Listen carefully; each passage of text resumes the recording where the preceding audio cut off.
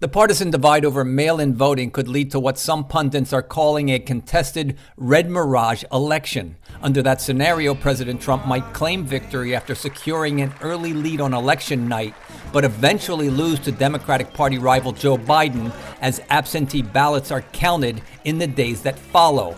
Calling mail-in voting fraudulent and a scam, Trump predicts there could be legal challenges to the ballot count that would ultimately be decided by the Supreme Court.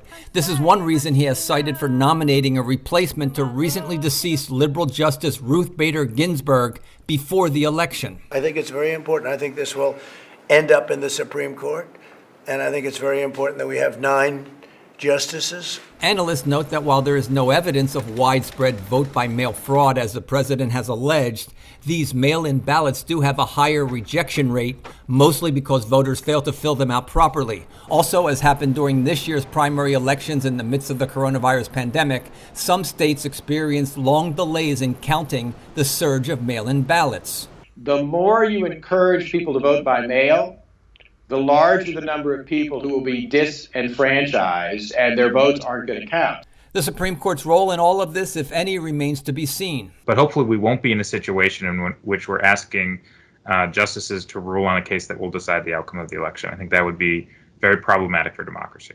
In the closely contested 2000 presidential election, the Supreme Court ruled on a vote recount dispute in Florida that essentially provided Republican George W. Bush a victory over former Democratic Vice President Al Gore by 1 electoral vote. Gore then conceded, saying it was for the good of the country, despite winning the overall popular vote. President Trump, when asked Wednesday if he would commit to a peaceful transfer of power if he loses the election, said only we are going to see what happens.